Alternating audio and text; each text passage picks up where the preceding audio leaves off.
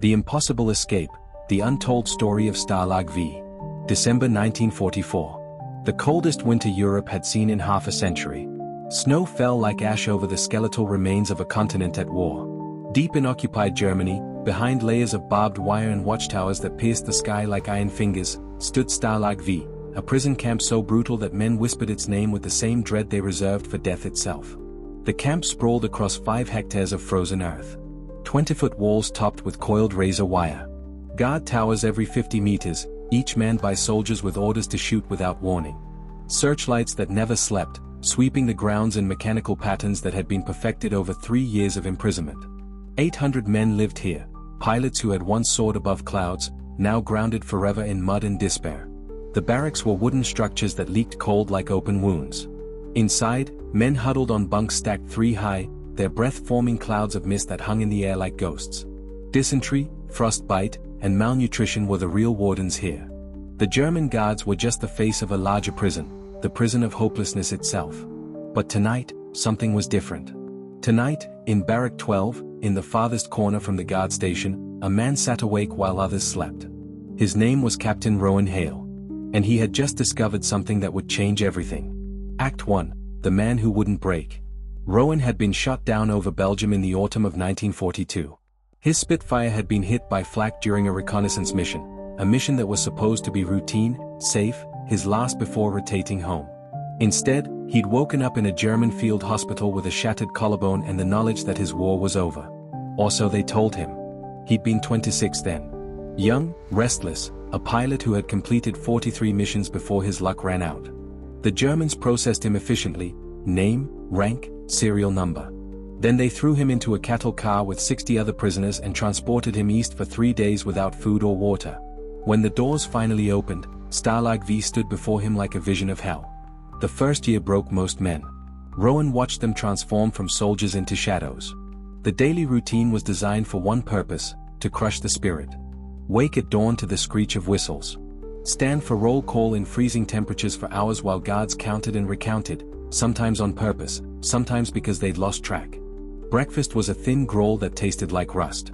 Work details meant hauling stones from one side of the camp to the other, then hauling them back, labor without meaning, designed only to exhaust. Lunch was stale bread.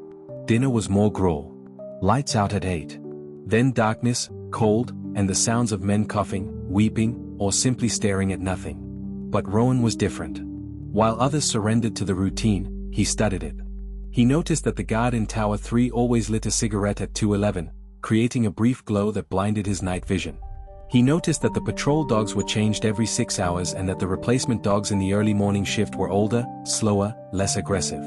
He noticed that on foggy nights, the searchlights created more shadows than illumination, and that the Germans, trusting their technology, actually paid less attention during fog. Most importantly, he noticed the shift change at 2:13. It lasted exactly 2 minutes and 14 seconds. During that window, the departing guards would gather near the gate for final instructions while the arriving guards were still organizing their positions. For 134 seconds, there were gaps in the coverage. Not large gaps, nothing obvious. But gaps nonetheless. Rowan mapped them obsessively in his mind, memorizing every blind angle, every shadow deep enough to hide a man. But knowledge wasn't enough. He needed something more. He needed a miracle hidden in plain sight. Act 2, Assembling the Impossible. Barrack 12 housed 63 men, but Rowan only trusted 11 of them. Not because the others were traitors, there were no traitors in Stalag V, only broken men and survivors. But because these 11 had something the others had lost, they still believed escape was possible. There was Elias Morgan, an American flight engineer from Detroit who could disassemble and reassemble a bomber engine blindfolded. His hands were artist's hands, precise, patient, capable of reading metal like Braille. Before the war, he'd been a locksmith's apprentice. In the camp, he'd picked 17 different locks using nothing but wire from his bunk frame. The Germans never caught him because he never did it for escape, only for practice, only to remind himself that he was still capable of impossible things. Adrien Leclerc was 38, older than most prisoners, a former language professor from Lyon who joined the French resistance before being captured. He spoke 5 languages fluently and could mimic German accents so perfectly that he'd once convinced a guard to give him an extra potato by pretending to be a visiting officer. He was quiet, careful, and carried a sadness in his eyes that suggested he'd lost more than just his freedom. Tomasz Kalesza was a Polish miner's son who'd flown with the RAF after Poland fell. He was built like a barrel, short, compact, impossibly strong. His father had taught him how to read the earth, how to feel the difference between solid ground and hollow spaces, how to tell if a tunnel would collapse before it did. In the camp, Tomasz would lie awake at night pressing his ear to the floorboards, listening to the world beneath. Samuel Rowe was the medic, a soft-spoken man from Cornwall who'd saved 14 men from burning wreckage during the Battle of Britain before his own plane went down. He had steady hands and a steadier mind. Nothing rattled him. Not blood, not screaming, not death. The prisoners called him the Saint because he'd once talked a suicidal pilot down from hanging himself using nothing but patience and quiet truth. There were 7 others: James, a navigator who could calculate distances by counting steps; Victor, a Czech pilot who could forge documents; Henri, a Belgian who knew every escape attempt in every camp from rumors passed through the prison network; and 4 others, men whose names Rowan memorized, whose strengths he catalogued, whose lives he would soon hold in his hands. On the night of November 28th, Rowan gathered them in the corner of the barrack after lights out. The conversation that followed would change history. "I found it," Rowan whispered. "The way out." The men leaned closer. Rowan pulled out something from beneath his shirt, a piece of cloth torn from a blanket. On it, drawn in charcoal stolen from the stove, was a map. Not of the camp above ground, the Germans knew every escape route there. This was a map of what lay beneath. "Under this barrack," Rowan said, "there's an old drainage system. Built before the camp existed, when this land was agricultural. Most of it's collapsed or filled in. But there's one shaft, here, that runs 30 meters beyond the fence line." Tomasz pressed his ear to the floor, his eyes closed in concentration. After a long moment, he nodded. "He's right. I can hear the hollow. Stone construction, probably pre-war. The question is, can we reach it?" "We can," Rowan said. "I've been loosening the floorboard above it for 3 weeks." The plan was insane. Tunnel down through 2 feet of earth and concrete to reach a shaft that might be blocked, might collapse, might lead nowhere. Then crawl through 30 meters of darkness while guards walked overhead. Then emerge in open ground and somehow cross 200 meters of snow to reach the forest without being shot. "Impossible," someone whispered. Rowan smiled grimly. "Exactly." Act 3, the descent into earth. The work began the next night. They moved in absolute silence. Tomasz taught them how to breathe without sound, how to shift their weight so the floorboards didn't creak, how to communicate with hand signals in darkness so complete they could only sense each other's presence. The floorboard came up with agonizing slowness, millimeter by millimeter, night after night. Beneath it lay hard-packed earth mixed with gravel and clay. They had no proper tools. What they had were sharpened mess tin lids, a bent spoon, fingernails, and patience measured in weeks. Elias created a pulley system using bootlaces and a wooden peg to lower men into the growing hole and pull them back up. The space was so tight that only one man could work at a time, lying on his stomach, scraping at the earth like a mole. They worked in 30-minute shifts, any longer and the dust would make them cough, and coughing meant discovery. The excavated soil was the biggest problem. They couldn't leave it in piles, the guards would notice. So they developed a system. Each man wore a pouch sewn into the lining of his coat. During the day, they'd walk the yard during exercise time, releasing small amounts of soil through a tear in the seam. It fell like pepper, invisible against the dirt yard. What couldn't be dispersed outside, they burned in the barrack stove, mixing it with coal dust to hide the smell. On the 8th night, Tomasz's hand broke through into empty space. The drainage shaft. The men held their breath as Tomasz lowered himself into the gap. It was barely wide enough for his shoulders. The darkness was absolute, a living thing that pressed against his face. He could hear water dripping somewhere far below. The air smelled of rust and earth and something older, something that had been sealed away for decades. "It's there," he whispered up. "The shaft. It runs east. I can feel the airflow." But there was a problem. 3 meters into the shaft, Tomasz encountered a metal grate, rusted but still intact, blocking the passage. He returned to the surface, his face grim. "We need Elias." For the next 4 nights, Elias descended into the shaft with nothing but bent nails and wire. The grate was ancient, its bolts fused by rust into something like stone. But rust had a weakness, time had made it brittle. Elias worked by feel, his fingers reading the metal's weak points, finding the places where oxidation had eaten deepest. On the 4th night, at 3:47 in the morning, The grate gave way with a groan that sounded like the earth itself sighing. The path was open. The tunnel beyond stretched into blackness. Tomasz went first, crawling on his belly through a space so narrow his shoulders scraped both sides. The shaft was filled with debris, collapsed bricks, decades of sediment, things that might have been roots or might have been bones. Every meter was a negotiation with darkness and fear. At the 20-meter mark, the tunnel split. One path continued east toward the fence.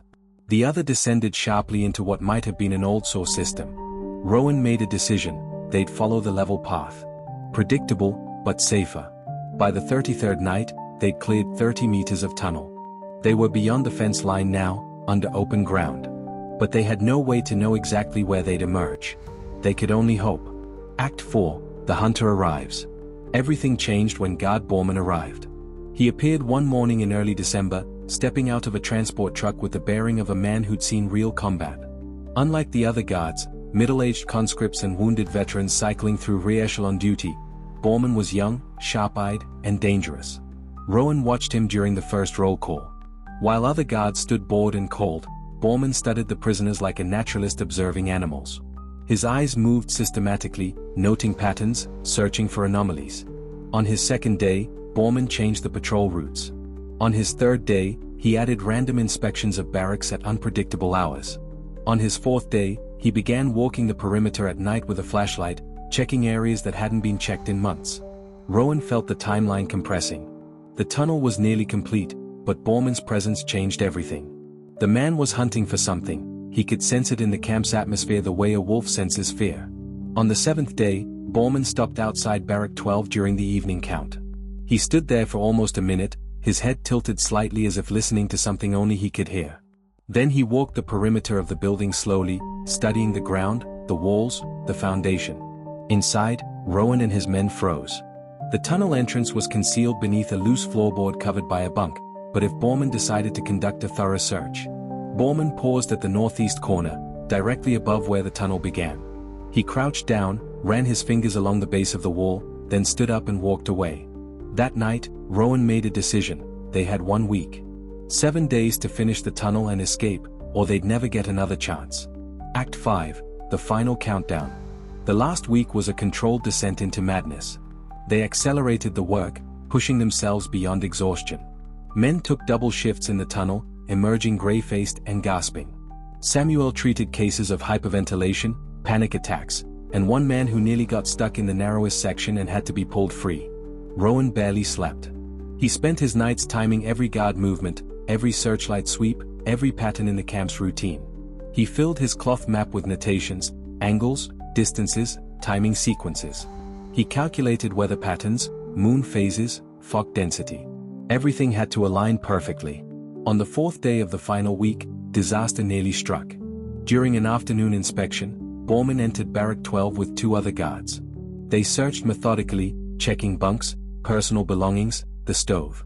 Rowan stood at attention with the others, his heart hammering, watching as Bormann moved closer to the northeast corner. The guard stopped 3 feet from the concealed entrance. He stood there, silent, his eyes scanning the floor. Then he looked up at Rowan. Their eyes met. For a moment, Rowan was certain they were discovered. Bormann knew. He could see it in the man's eyes, suspicion, calculation, certainty. But then Bormann smiled slightly and moved on. After the guards left, Rowan realized his hands were shaking. They'd been seconds from discovery. Whatever they were going to do, it had to be now. He gathered the men that night. We go in 3 days. December 17th, weather reports predict heavy fog. That's our window. And Bormann? Elias asked quietly. Bormann won't matter, Rowan said, because by the time he realizes what's happened, we'll be gone. The next 2 days passed with excruciating slowness. They finalized every detail. Adrian practiced German phrases he might need. Elias prepared lockpicking tools in case they encountered more barriers. Tomasz studied the tunnel one final time, reinforcing weak sections with stolen planks. Samuel prepared emergency medical supplies, bandages torn from shirts, makeshift splints, herbs from the camp garden that might fight infection. On December 16th, the final day, the camp felt different. The air itself seemed to hum with tension. Rowan wondered if the guards could sense it, if humans, like animals, could smell fear and anticipation. That evening, he gathered his 12 men one last time. Tomorrow night, we either become free men or dead men, he said quietly. There's no middle ground. If anyone wants to stay, speak now. No judgment. No shame. Silence. Then Samuel spoke. I didn't survive the Battle of Britain to die in a prison camp. I'm going. One by one, they all nodded. Rowan looked at each face, these men who had become brothers, forged not by blood but by shared suffering and shared hope. Then tomorrow, he said, we do the impossible. Act 6, The Escape. December 17, 1944. The day began like any other. Roll call. Growl. Work detail. But beneath the routine, 12 men moved through the camp like ghosts preparing to vanish. The fog rolled in at 7 p.m., thick as smoke, reducing visibility to mere meters. By 10 p.m., the searchlights were nearly useless. They created pools of diffused light that revealed nothing. Perfect. At 1:45, Rowan signaled. One by one, silently, the men slipped from their bunks and gathered in the northeast corner. The floorboard came up. The darkness beneath yawned like a mouth. Tomasz went first, disappearing into the earth. Then Elias. Then Adrian. One by one, they descended. Rowan went last, pulling the floorboard back into place behind him. Above, the remaining prisoners in Barrack 12 arranged the bunks to look occupied. They bought as much time as they could. The tunnel was a nightmare. In the absolute darkness, with earth pressing from all sides and the weight of the camp above, every breath felt like it might be the last. They crawled in single file, each man's hand gripping the ankle of the man ahead. The air was thick, stale, barely breathable. At 2:08, they reached the end of the tunnel, the spot Tomasz had calculated would be beyond the fence line.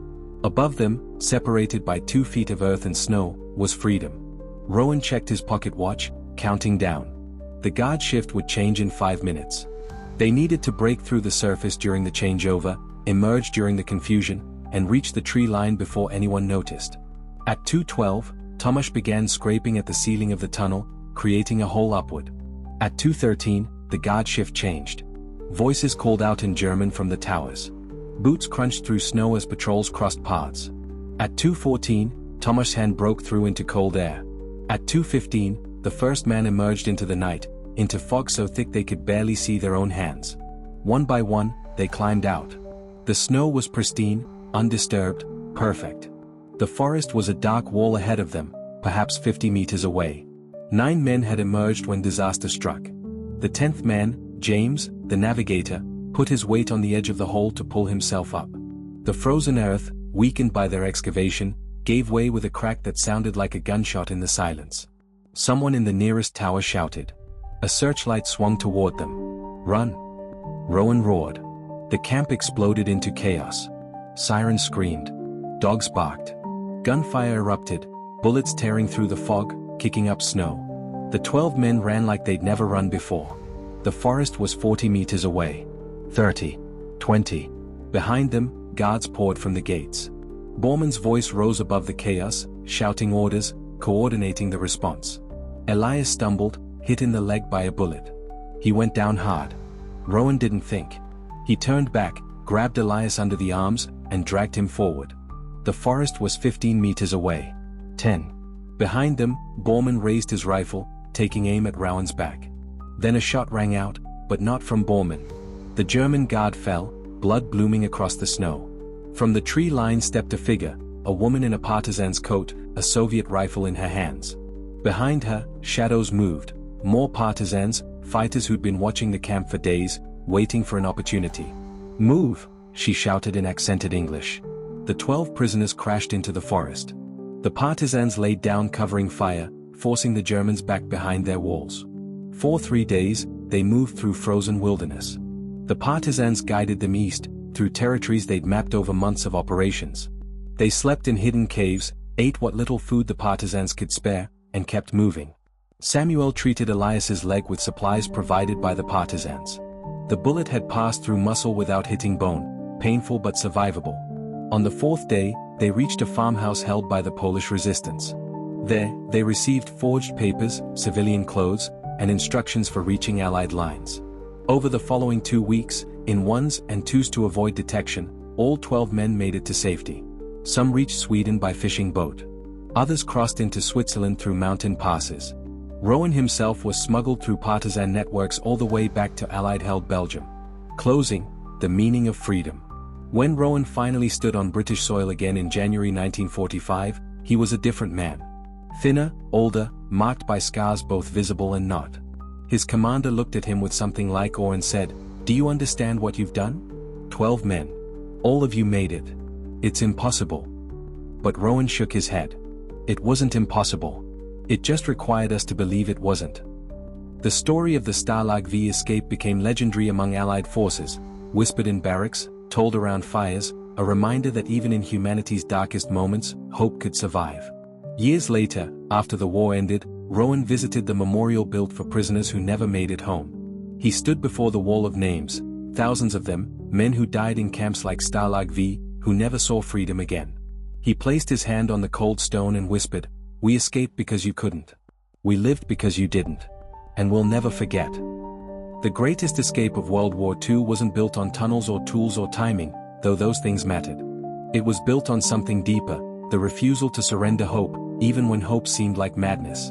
It was built on the understanding that freedom isn't just a state of being. It's a choice you make every day, even in a prison, even in darkness, even when the world has forgotten you exist. Rowan Hale lived to be 83 years old. He never spoke publicly about the escape, despite numerous requests. But every December 17th, until the year he died, he would write a letter to each of the 11 men who escaped with him, men scattered across the world, living lives they once thought impossible. The letters always said the same thing: we did it. And they can never take that away from us. Because in the end, the greatest escape wasn't from Stalag V. It was from the belief that some prisons can't be broken.